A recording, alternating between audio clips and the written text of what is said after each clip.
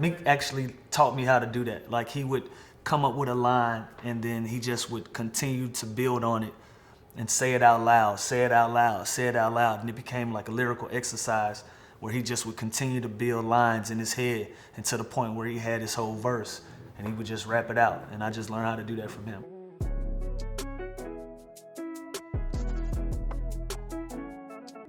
It was a song that I did by myself. I finished it at like 3 in the morning and I was driving home listening to it in the car and I was feeling good about it.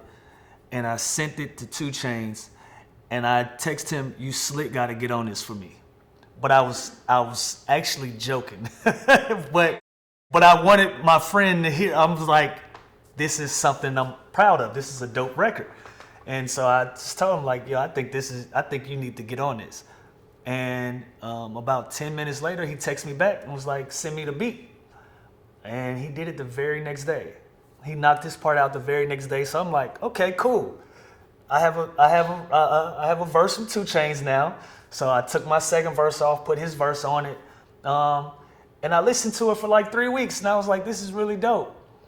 And then I randomly was like, Lil Wayne will make this song something completely different than what I'm expecting it to be. Like it's already dope with just Chainz and me, but I was like, yeah, I just want to shoot for the stars. Like Wayne has done songs with Dame and he's done songs with other athletes. I was like, I'm gonna shoot my shot, you know. And for people that know me, Lil Wayne is my favorite artist of all time, over all genres of music.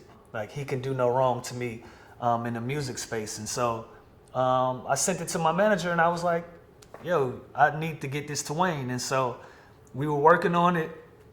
It was a little quiet for a while. And then like a month later, out of the blue, shout out to Mac Main who does all Wayne management. He reached out and was like, yo, send us the beat. Wayne is on his way to the studio.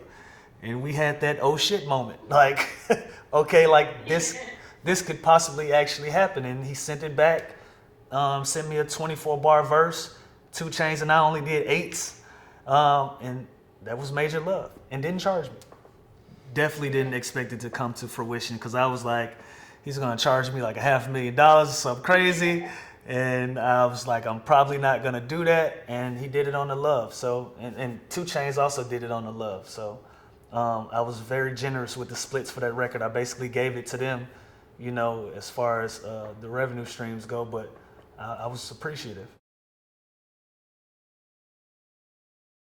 Because I came in so young, you know, it probably took me a few years to kind of find my footing in like, okay, I can do this. Now that I'm focused on basketball and I've found a way to be successful in this, and now I can give something else my energy. That's when I began to start dealing with my music stuff again, you know, because I got drafted when I was 17, and you know, from 17 to 20, I was dead locked in on establishing my career. And so after that, once I felt like I was in a space where I can give something else my time and my energy and my effort, as well as basketball, that's when I began to get back into my music stuff. Oh yeah, that's to date, it might be my second most streamed song that I've made. So, and that was 10 years ago. And so that was a fun time. You know, I was trying to find my voice. I was trying to find my footing in this game. I was still a very young player at that time, going into probably my 5th, 6th season when I met Meek.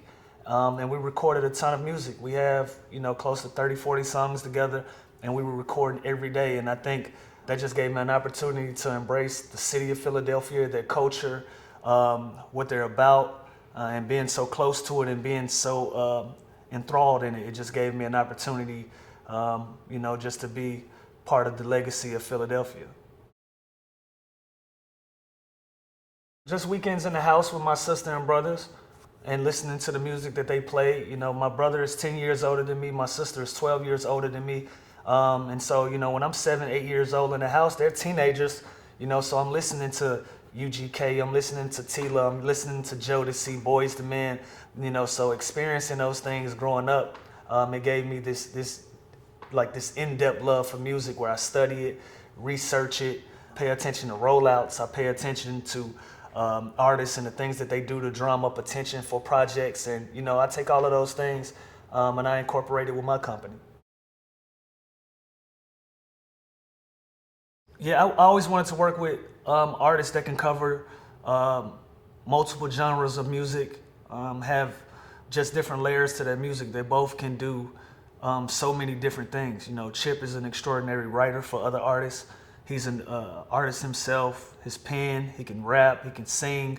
You know, just very creative. And Akeem gets into these spaces where he has different personalities. He has so many different things that he can tap into. And so those artists, you want artists like that that's going to be diverse, that can put you on different stages, that can introduce you to different lanes of people, different waves of fans all over the world, instead of just being stuck in one box. And so those are the type of artists that I consider myself to work with and try to go out and get and recruit and continue to build this company. It's lifestyle. I think when you think of Winners United, when you think of Louisville, it's its own brand. It's something that you can identify a certain feeling, or you can identify a certain energy. So when you think of Winners United, I want you to think of very talented artists, positive artists, guys that go out, make things happy for their family and their friends, something that you can be proud of. And that's the same thing with the Louisville brand. When you hear that, when you hear Louisville is tied to something, I want it to be something that it feels good to be a part of. Good music, good music. It's gonna grow, obviously. We're into year one, like I said, as it's been branded as Winners United, and we've made positive steps. So for me, it represents good music, good feelings, good vibes. And like I said, something that people will want to get behind and want to support. You sell good product, people are supported and get behind it. We don't want it to be a taboo thing. We want it to be positive and uplifting, and people want to sign to us and want to be around it. So good vibes, good energy.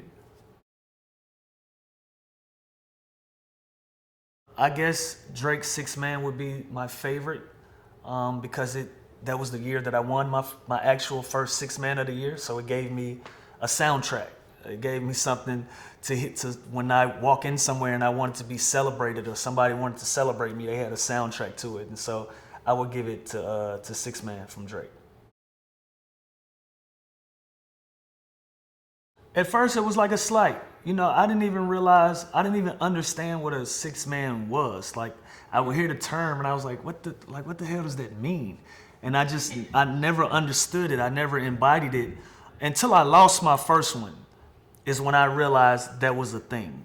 When James Harden beat me, and I was like, why is he even in this conversation? And once I realized, like, it was a thing, and I had that first experience of losing an award in the NBA, I was like, okay, I want that. So now it's personal. And so that was the moment where I really embodied it and I embraced it and just tried to make myself the best six man of the year that there ever was. Yeah, I just think when I go out to get an artist, I think big picture. I feel like where can this take us? Where can this take the artist? Where can it take the label? And I see big visions for the artists that I work with. If I don't feel it, if I feel like it's something that's not going to take us very far, I'll probably pass on it. And so with the artists that I work with, I see big picture. I see big dreams. I see big stages. I see an opportunity for them to become household names. And so, for me, that's synonymous with those guys. When I think of AI, when I think Penny, when I think Michael Jordan, I think the top. I think the epitome of being great. And those are the type of artists that I look for. Yeah, it comes out in the music. I think that's just natural for us all to, we use music to vent. We use it to celebrate ourselves. We use it to be emotional and to be open. I think a lot of times, when you create, just the things that come to your mind naturally are the things that you're going through at that time. You can hear it in the music with different artists and where they are in their lives. Sometimes you can hear an album and it's sad, or it's talking about life experiences. It can tell you in that period of time what that artist is going through. And then you can hear music where guys are partying and having fun, and they're living free, and that's where they are. They're enjoying that journey. And so for me, I talk about a lot of different things. Whatever it is that people think my personality is, you play into it in the music.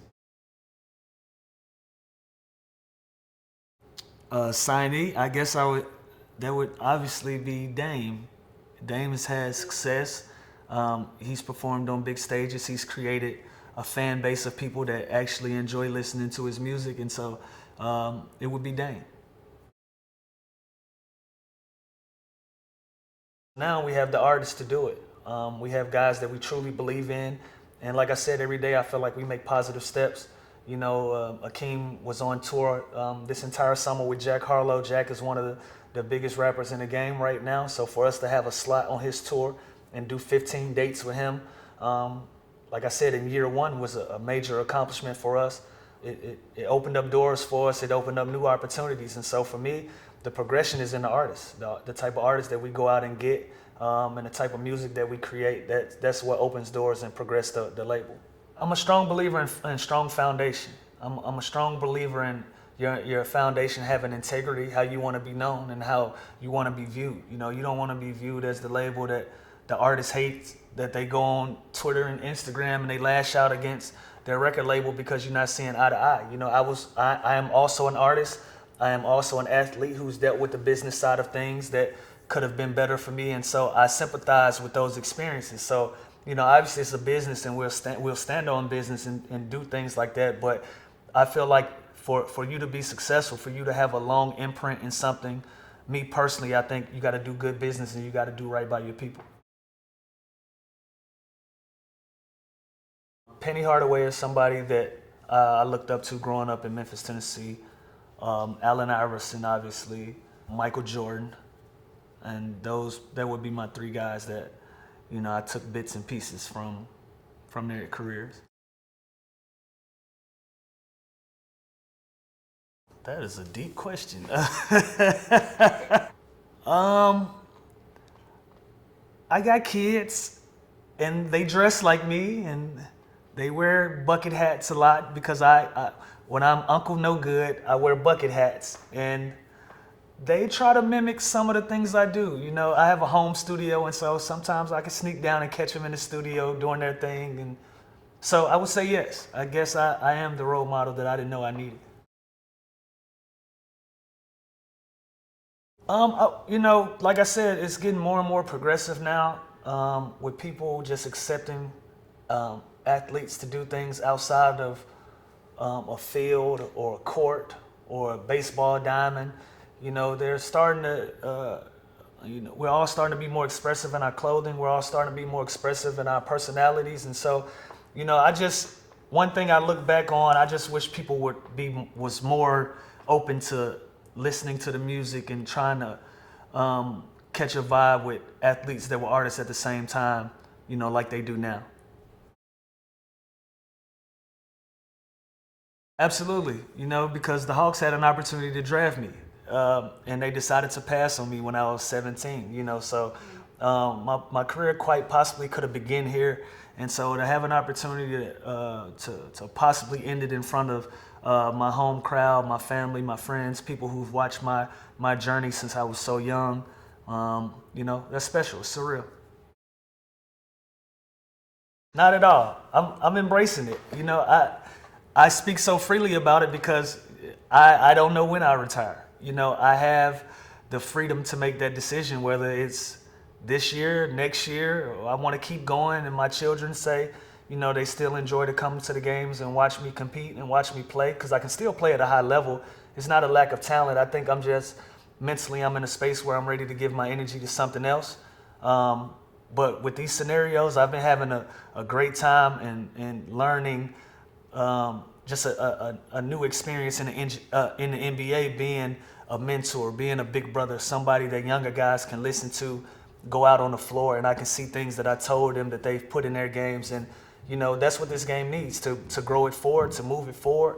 It needs people like me. I had mentors and I had OGs in this game that pushed me forward. And so I'm enjoying wearing that hat.